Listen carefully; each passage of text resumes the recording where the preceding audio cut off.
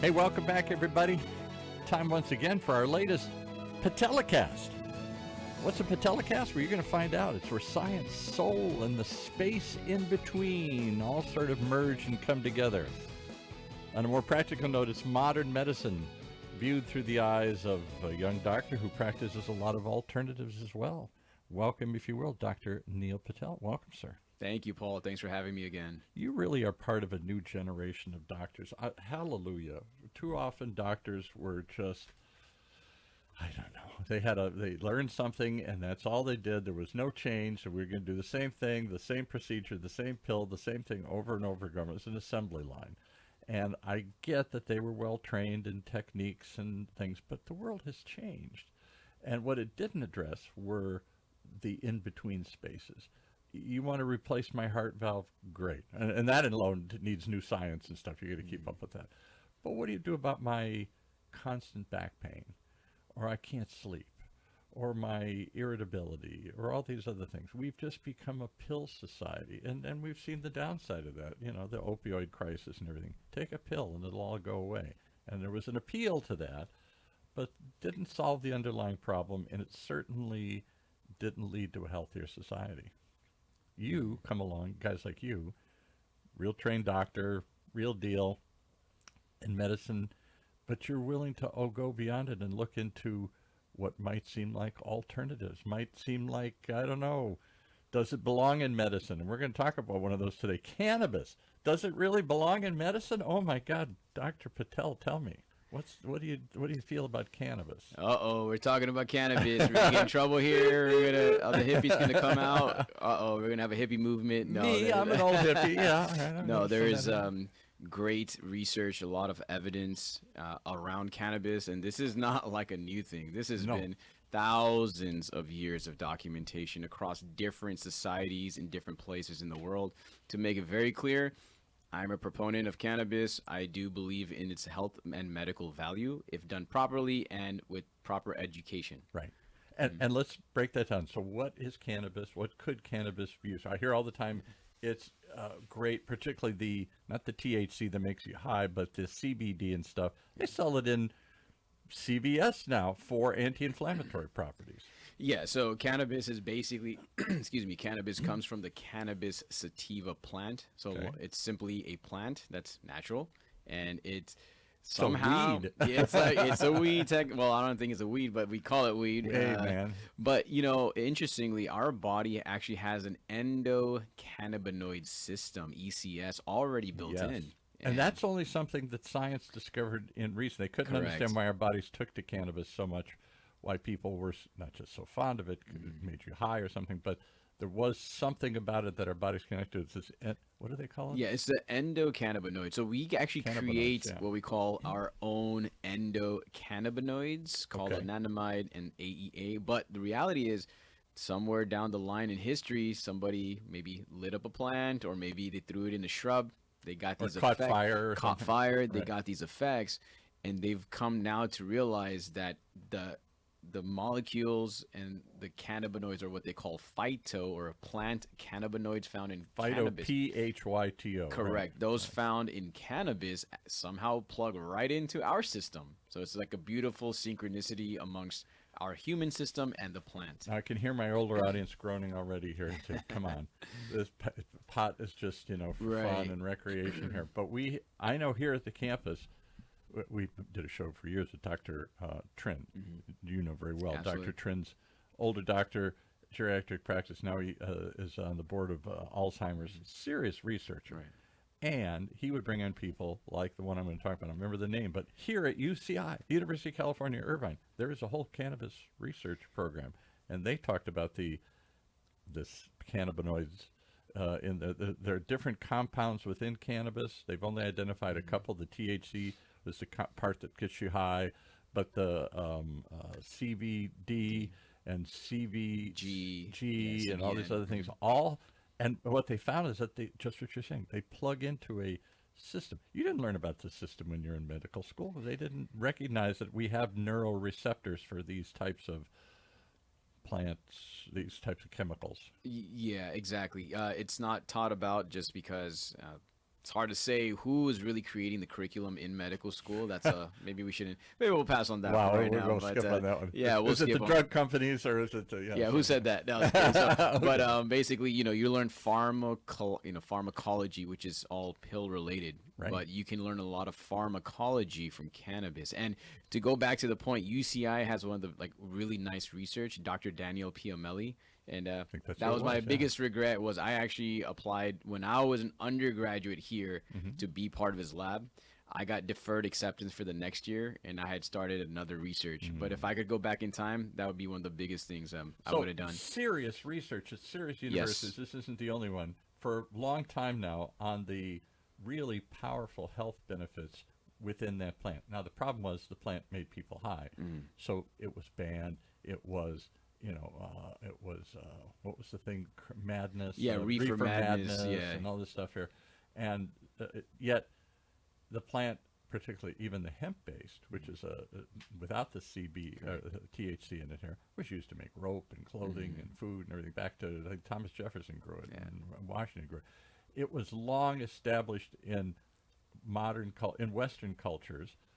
Not just as a recreational product, but as a potential medicinal product. But all that went out the window in the 60s when I grew up, and it was demonized, which only made us that more appealing to all us kids in college here. Yeah, the history is pretty complicated. There's a lot of back and forth, a lot of villainization of cannabis. So the fact it's still listed as a Schedule I drug. Yes. It's the same thing as heroin. It is. It's a Schedule I, cocaine, I think methamphetamine, heroin, cannabis all fall under that category, which means a Schedule I drug is a DEA classification, meaning there is zero medical value for ingesting those substances, which includes cannabis. Which is why, as states have permitted it, we have this complicated, does federal law rule or does state law rule? The states have allowed first medical marijuana and now full recreational cannabis, like in California and Colorado and other places, in numerous states around the country. But it's still difficult to operate a cannabis store because you can't use credit cards because that's a federal banking system, and they're afraid they'll lose their licenses because certain more conservative regimes continually threaten. I don't care what the states are doing. We believe in states' rights, except when it's down to medical marijuana. Then the states have no right, and we're going to ban it, and we're going to come down. And so that continues to this day. I believe the current administration is still waffling about how they feel about cannabis. Yeah, absolutely. There's a lot of big question marks. Real quickly, there was a hemp ban that was recently passed or possibly passed, and it talks about the cannabis industry is even in more trouble. Basically, let me just read this real quickly. The federal hemp ban is basically Washington closing the THC loophole, which is the 2018 Farm Bill that allowed companies to sell intoxicating hemp products outside the regular marijuana system. So long story short, they're tightening that up. And who passed those? Did you say, well, it was a bunch of hippie Democrats or something? That was a Republican bill. Yeah. Like Mitch McConnell, I believe, who was for a long time a right. powerful Speaker of the House. He is from Kentucky, and the farmers down there have been arguing for generations, bring back hemp. You don't want to bring back marijuana, bring back hemp. We use it for rope, we use it for clothing, we use it for food, all sorts of things there. Yeah, exactly. So that 2018 bill was passed under a different administration, but the hemp ban that I'm talking about was literally just passed in November. So 1 minute they let it in, now they're going to take it back. Yeah, it's been, 7 years since the pass? So now as of 2026, they basically said all the major players, everybody who's in the industry has until, I think, end of 2026 to figure out what to do. And it's tough because this is a multi-billion-dollar industry. And hemp got thrown, and that's a whole nother story. Yeah. Hemp itself, you were talking about THC. I thought hemp has no THC in it. Hemp is a version of the plant that doesn't get you high. I mean, people that have smoked hemp, I guess, or something, but it's not necessarily, it's more like cigarettes, it's clove cigarettes or something. Yeah, exactly. It's like the definitions, the wording can be convoluted, but hemp is technically the non-high part, technically, that can be utilized for things outside of just, pain and all those type of situations. Right, clothing, Exactly. animal feed, rope for generations. Food too. Hemp seeds are actually very high in protein Hemp and seeds, fiber. Yeah, right, all that stuff. exactly. So you're saying all that's going to go back again under the dark ages, under the carpet here again? What they're trying to do is, like you mentioned, right? You go to a gas station, I can get CBD, but it might have some other synthetic things. It might have other THC. So they're trying to regulate all those small, like it's industry, but it affects everybody because everybody's on the hook. They've tightened up the percentage of THC allowed within the product. Because there's always a little Exactly, because amount, hemp, right. yeah, that's the whole point. Sometimes a hemp, you might have some trace amount, but that trace amount might be legal enough for them to ban your product or take it off the market. So let's talk about how we can debate the why, Sure. and the fear, and the continuing back and forth debate, which is not. This is what shocked me years ago when cannabis was passed here. I'll just go one more rabbit hole. The people who came in and argued it were some of the biggest Republicans in the county here, who saw the business potential of it, recognized that particularly the hemp had been miscategorized, and that there were real health benefits to them. Let's talk about some of those other. How do you use it in your practice? When would you prescribe, recommend, whatever you want to call it? Yeah, absolutely. So number one, I cannot technically prescribe it. I can recommend it. So Right. I always gently recommend it. So of course, when my patients come in, I want to educate them. But the few things that seem that it's helped my patients: anxiety, insomnia, which is like sleep issues, pain. Pain, I hear Those over are and over again. hunger, sure, some people, but those three are the top buckets: anxiety, insomnia, and pain.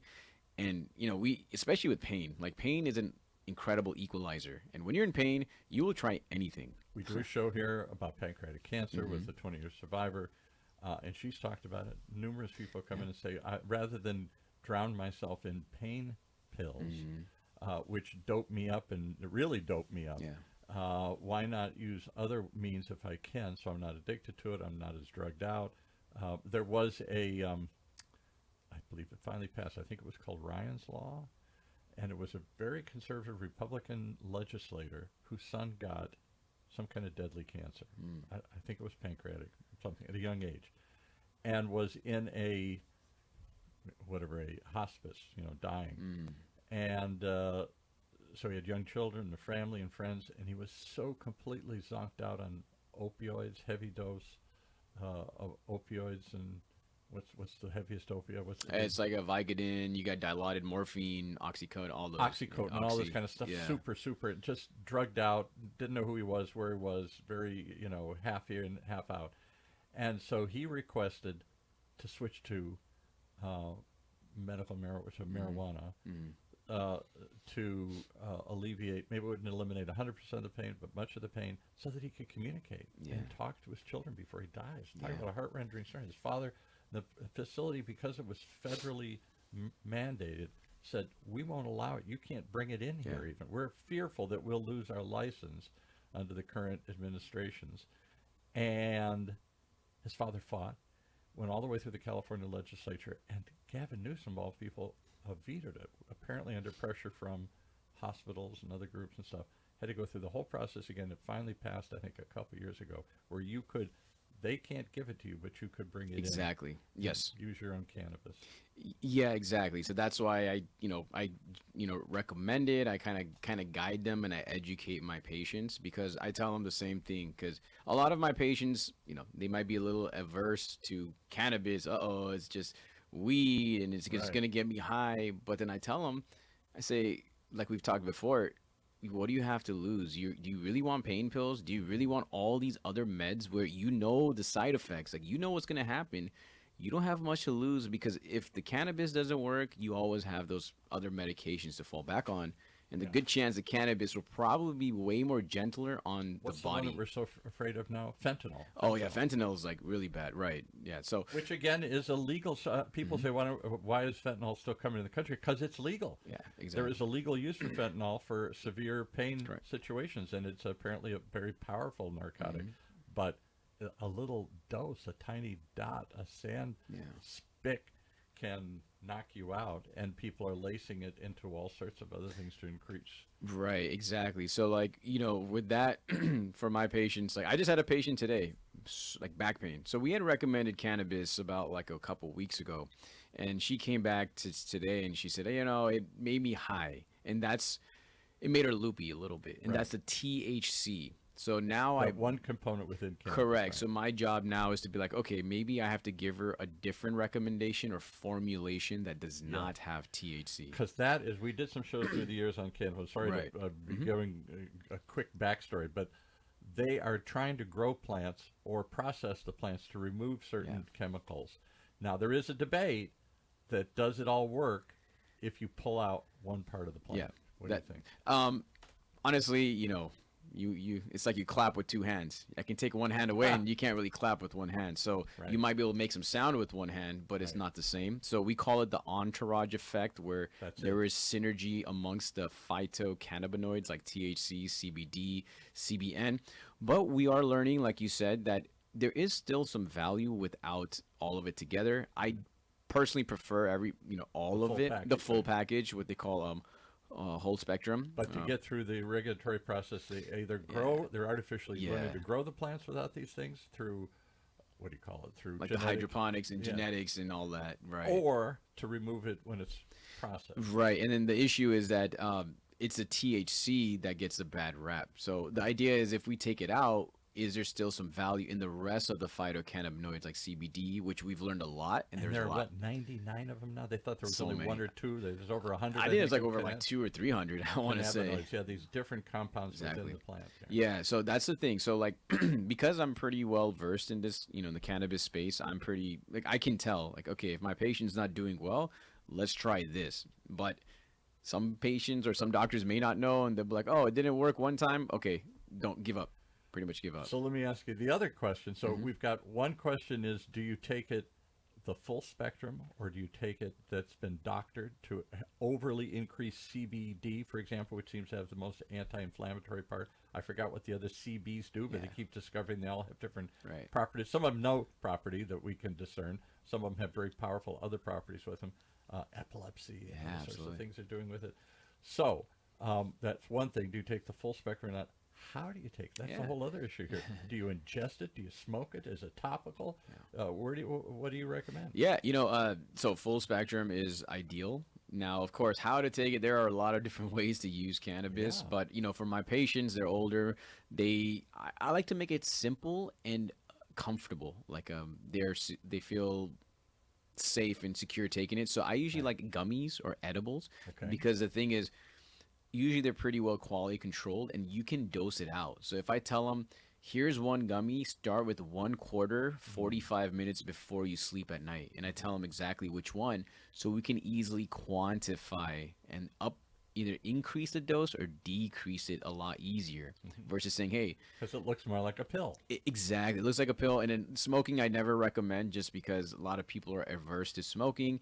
And those effects are a lot harder to kind of quantify. And through the years, there was a lot of evidence, just like smoking a cigarette, ingesting any kind of smoke is probably carcinogenic and other sorts of things. Exactly. So usually we start with edibles or tinctures because those also have like milliliters. That's under the tongue. Exactly, the dropper. So whatever is easy to measure and what they're used to, people are usually a lot more open to food, gummies and sugar and little candy sweets. You ever try topicals? Or you just absolutely, topicals for pain and stuff? CBD. My aunt actually, I just gave her some the other day. She has some knee pain, and so I told her to take some CBD. There's like a THC CBD cream.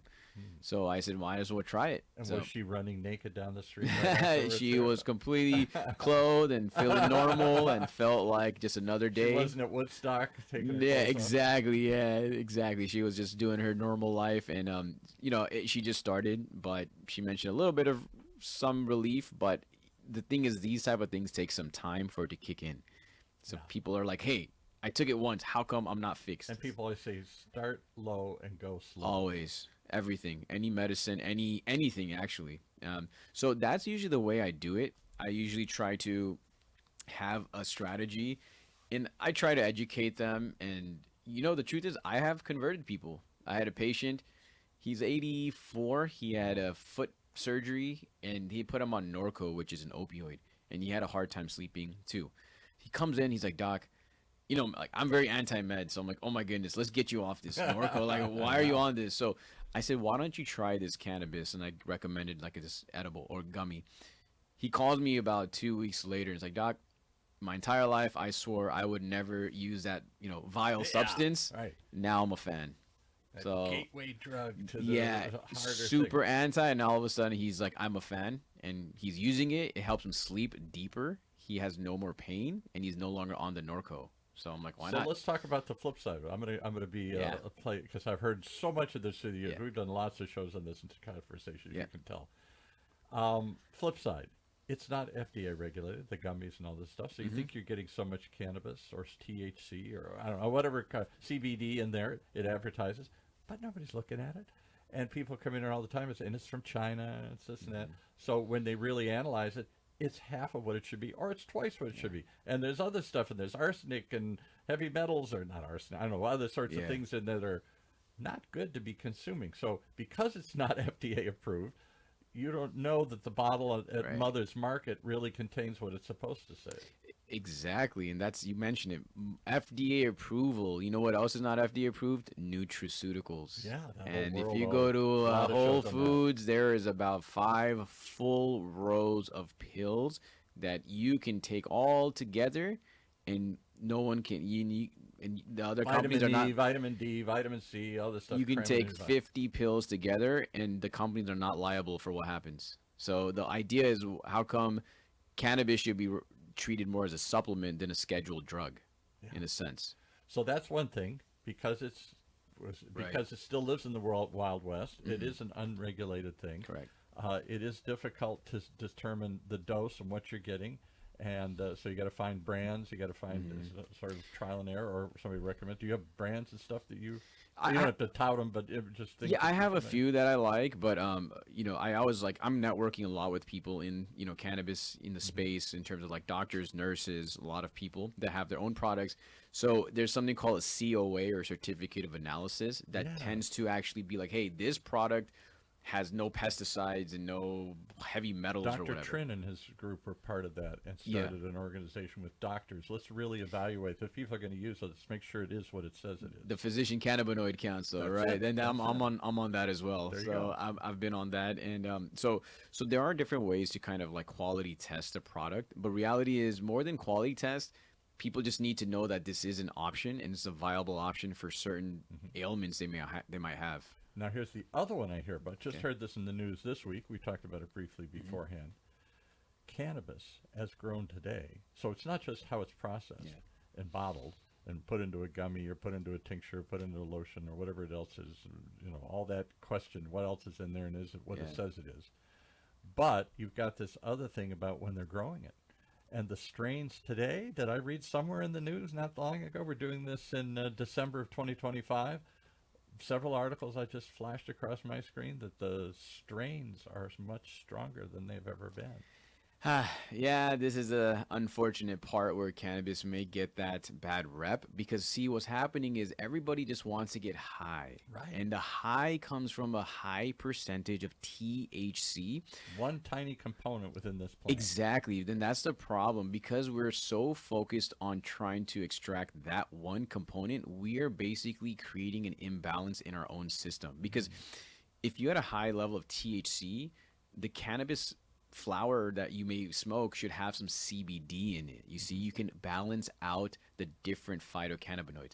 All these companies know, these kids, everybody just wants to smoke and just be completely in space. Right, and that's where you get these studies where, like, psychosis, people are having these mental health. That's not, I wouldn't say it's cannabis. You're overdoing it, too strong, and it's just your body is imbalanced. So the strains, so I don't know who's growing it, how they're growing it. Right. And they're artificially using genetic and DNA, whatever you call it, manipulation and stuff here to make or just crossbreeding like you do with any plant to get more of this and less of that. And so they're creating super strong strains of marijuana, which then gets everybody upset, has bad reactions. I mean, you don't die from. I don't think anybody dies from overdoing cannabis, but they're too zonked out or too, whatever. It's an uncomfortable experience for them here. Right. Yeah. So so the turnout. There it is. I do it. See, cannabis is bad. Boom, boom, boom, boom. And they have it once, and they think, "Whoa, I got so high, and I feel like all weird. I'm done. I give up. Right. I'm gonna quit. I'm gonna just not take it. I'd rather just take these pills because I know it's FDA regulated. Even though now I have constipation, I have all these issues, but that's okay because irritability, constipation, can't sleep, blah blah blah. Exactly. And what I was stunned with, my late mother, was a pill person. She was zonked out at the end. She had Parkinson's. She had dementia. She had several other conditions. And through the years, every doctor she went gave her a pill. So by the end, she had a long list of pills she's taking. Yeah. And I asked once to the pharmacist, does anybody ever test it to see what happens when you do this? He said, no, there's millions of pills in the market. We don't just endlessly mix them up and see what happens. But something happens. And sometimes it's very bad what happens. Oh, yeah. Your body is its own natural drug factory, number one. We have incredible ability to produce incredible drugs within ourselves naturally, right. But then you start adding pills, interactions, and like we mentioned, I am a geriatric doctor. I lecture with Alzheimer's Orange County, so I'm very big on the Alzheimer's part. And I'm open to it. I tell patients, or I have patients sometimes in these like memory care facilities, if their families are on board, if they're comfortable, I say maybe you give them cannabis because it can help redirect the patient, help them eat better. It might make them less irritable, help them sleep. Get you off this regimen of drugs, which is expensive, exactly, which is addictive, which has numerous side effects of its own, and particularly when you mix and match these pills together, who knows what you're getting anymore. And does it even work? And what are we really doing by them? Just because the thing is, when you have Alzheimer's, they can't even communicate. So are we just being like, oh, we just give him a pill and he seems quieter, so it must be working. But what is it really working? And same theory. If the cannabis doesn't work, there are pills to fall back on, but cannabis is way gentler on the person. I agree. Yeah. All right, so you gave us some outlines of this. What's the pushback? Do your patients ask for it? Are they curious about it, or they look at you like you're just some hippie doctor? I'd be a quack doctor if I say, "Hey, just smoke weed and don't see me and good luck." But right. No. So the pushback is, of course, the education. And I tell my patients, "Look, I'm not a quack doctor. I'm officially fully board certified." A couple of weeks ago, I just got recognized by the California State Senate for cannabis medicinal expert 2 years in a row. Wow. So this is like, congrats. Thank you. So I don't take this as like a hobby. And right. So I kind of tell patients, like, this is real. The pushback is, how does it work? What if it doesn't work? And I say, you have to give it time. So really the pushback is the lack of understanding of it. Right. We're just not exposed to it. What it does, how it works, what the reality exactly of it is here. Right. Well, I hope you'll talk more about it and Absolutely. talk about some use cases of it because I read more and more people are using it. What stunned me is even when you take the THC, you get CBD. Yeah. That's what's left. And you can get that over the counter at CVS now. Right. And we had several years ago when this started changing, I went home, somebody came in talking about how they used it for pain relief, anti-inflammatory properties of CBD, which is well documented now. And I said to my wife, what do you think of this? She's like this conservative person, and she's like, I got some up in the cabinet. You got pot up in the cabinet here? Well, not pot, but I've got CBD. Yeah. It's from this plant. You'll be surprised. I've had patients pull it out of their purse and their pockets. Like, hey, I'm already taking this. I have had patients like, hey, doc, I just want to let you know that I've already been taking cannabis. I'm like, okay, well, I had a patient, for example, who was taking Benadryl to sleep. She calls me. She's like, yeah, I started taking like a half a gummy and I sleep way better. And I'm like, thank goodness. Benadryl's not to sleep. Benadryl's an antihistamine and stuff here. And Benadryl is not good for the aging population as well. Yeah. There's a lot of side effects with that. So I was like all for it when she told me, and she was actually nervous to tell me. So the whole point was I need to create that comfort because I think a lot of patients may want to ask for it with their own doctors, but they may feel like they're being judged or scared to bring it up with their doctor, which should never be the case. And what do you think of the medical community? I know this is a broad question, Sure. but is it probably age related? Older doctors, younger doctors, but are they open to this conversation? Do they know anything about it? Some clearly do. You and some other emerging doctors, part of this whole world of alternatives. Try Indian Ayurvedic, try try nutraceuticals, Right. try herbs, try teas, try yoga, try something here. And then there are many doctors that are my age are like, Don't want to know about it. Ain't going to learn at this point in time. Well, it's funny because doctors who are older, they might be struggling with pain too. Yeah. So maybe they should try it, honestly. You know, they might be in the same boat as their patients. So I think the medical community they're moving in the right direction. I see hope within the medical community, but there's obviously a lot of other powers in play per se. And I think we're pill obsessed society. And I find it's not just because I'm an old hippie myself, kind of, but I find everybody I know at my age, aging baby boomers, the last thing we want to do is take a pill. Because we saw our parents take too many pills and get too zonked out. I don't trust all the pills. I'll take it if I have to, but that's my last choice. I'll do everything but the pill. Yeah. So yeah, exactly. So that I think what it is mainly, like my goal is to educate not the patients, educate the doctors and medical students, because that's where it should start. But the reality is, I don't really care if a doctor does cannabis themselves, uses it, believes in it, doesn't believe in it, doesn't like it.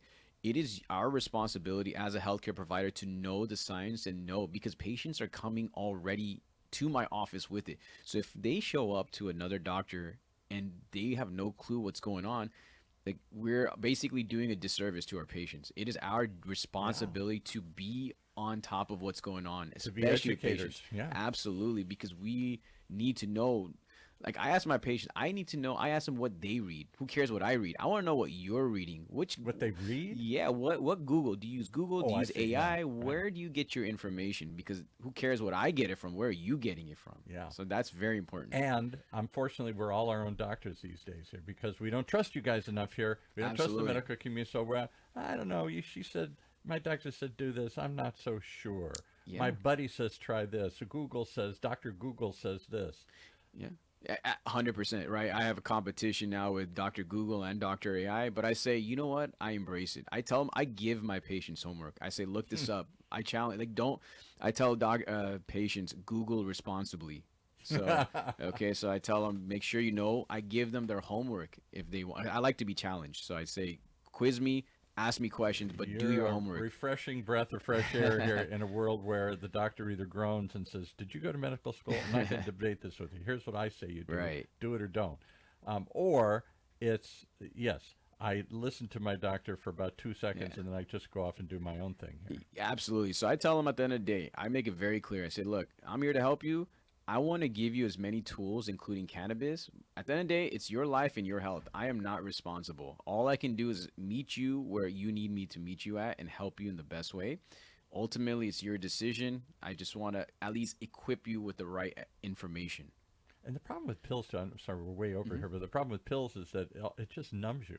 It doesn't get rid of the underlying condition or the cause. At least cannabis, at least what I've read, it will get rid of the inflammation and reduce the inflammation, which is, as you're talking about Parkinson's and other things, a lot of these are inflammation-related diseases here. Yeah, are we just pumping air into a flat tire here for the last 70 years in pharmaceutical and medicine? Is that what we're doing? And like, this is great crazy. Way to put it. Like this is crazy. Like this can't be it. So there's got to be a lot of hope. All right. Well, the hope is everybody's going to tune in and hear a PATELECAST because we got more of them coming here. Right. Lots of interesting topics. Any other teases you want to give? Other topics? I mean, look, let's be honest. Let's get right into the hippie side. Psilocybin is a very hot topic right now. That one, I got to hear that one. Absolutely. That one really, magic mushrooms are, you know. We will be talking about that. I'm a very big proponent of that too, and I know the science behind it. A lot of research being done. Absolutely. It's a serious tool, particularly for psychosis. Yes. We can talk about that for hours too. So we will be talking about that in our future talks. Stay tuned, folks. You never know what you're going to hear on the PATELECAST, as well as some, your regular doctor, your regular things and geriatric issues and health and lifestyle and alternatives all fit together into what we're calling a PATELECAST here. Tune in, tell your friends about it right here on Orange County's only community conversation. OC Talk Radio, streaming live from our studios here at the University of California, Irvine's Field Applied Innovation Center.